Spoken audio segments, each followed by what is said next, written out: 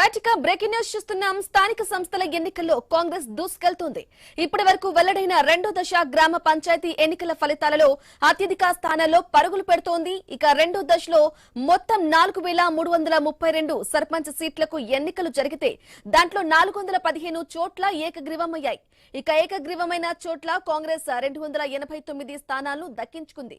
ఇక బీఆర్ఎస్ కు 32 దక్కాయి, బీజేపీకి 13 వచ్చాయి.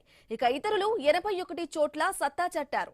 పోలింగ్ జరిగిన 3911 సర్పంచ్ స్థానాల్లో ఇప్పటి వరకు వచ్చిన ఫలితాల్లో కాంగ్రెస్ పార్టీదే హవా. ఇక మొత్తం సీట్లలో కాంగ్రెస్ పార్టీకి 1600 సీట్లు వచ్చాయి. బీఆర్ఎస్ కు 800కు పైగా సర్పంచ్ స్థానాలు దక్కాయి. ఇవి కూడా పెరుగుతున్నాయి. ఇక బీజేపీకి 200 సీట్ల వరకు వచ్చాయి. కాంగ్రెస్ బీఆర్ఎస్ మాదిరి కాకపోయినా బీజేపీ 3వ ప్లేస్ లో కొనసాగుతోంది.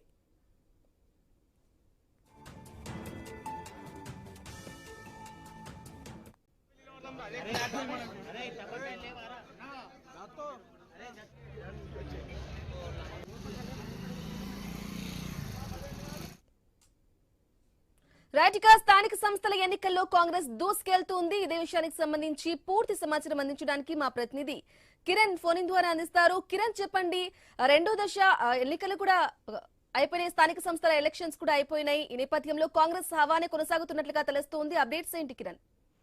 ఎస్ బ్రహ్మణి, ఉమ్మడి నల్గొండ జిల్లా వ్యాప్తంగా 23 మండలాలకు సంబంధించి 542 గ్రామ పంచాయతీ సంబంధించి రెండో విడత ఎన్నికలు జరిగాయి. అయితే ప్రస్తుతం అయితే కౌంటింగ్ సంబంధించి చాలా గ్రామ పంచాయతీల్లో కాంగ్రెస్ పార్టీ హవా కొనసాగుతున్నటువంటి పరిస్థితి అయితే ఉందని చెప్పొచ్చు. ఉమ్మడి నల్గొండ జిల్లాకు సంబంధించి నల్గొండలో 200 అంటే సెకండ్ ఫేజ్ లో 282 గ్రామ పంచాయతీలకు గాను ఆల్రెడీ అక్కడ 38 గ్రామ పంచాయతీలు ఏకగ్రీవం అయ్యాయి. అదేవిధంగా 243 గ్రామ పంచాయతీలకు సంబంధించి ఈ రోజు ఎన్నికలు జరిగినటువంటి నేపథ్యంలో ప్రస్తుతం అయితే 120 గ్రామాలకు సంబంధించిన ఫలితం వెలువడింది. అందులో 80 కాంగ్రెస్, అదేవిధంగా బీఆర్ఎస్ 28, ఒక బీజేపీ 1, ఇతరులు అంటే ఇండిపెండెంట్లు 11 మంది గెలిచారు. అదేవిధంగా సూర్యాపేట జిల్లాకు సంబంధించి చూసుకున్నట్లయితే 181 గ్రామ పంచాయతీలకు ఎన్నికలు జరగాల్సి ఉండగా 23 గ్రామ పంచాయతీలు ఆల్రెడీ ఎన్నికైనాయి. అదేవిధంగా ప్రస్తుతం అయితే 90 గ్రామ పంచాయతీలకు సంబంధించి ఫలితాలు వెలువడాయి.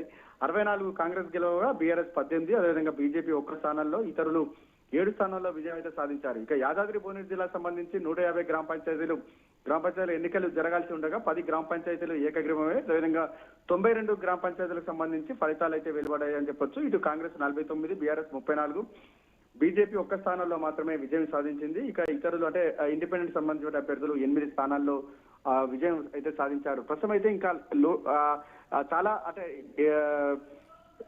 మండల కేంద్రాలకు సంబంధించి పెద్ద గ్రామ పంచాయతీలకు సంబంధించి కౌంటింగ్ ప్రక్రియ ఇంకా కొనసాగుతూనే ఉన్నటువంటి పరిస్థితి అయితే ఉందని చెప్పొచ్చు. ఈ చాలా గ్రామాలకు సంబంధించి అంటే చిన్న చిన్న గ్రామాలకు సంబంధించి మాత్రమే ఈ పొరుగురు ఫలితాలు వెలువడాయి. పెద్ద గ్రామాల పంచాయతీలకు సంబంధించి కౌంటింగ్ ప్రక్రియ అయితే కొనసాగుతుంది.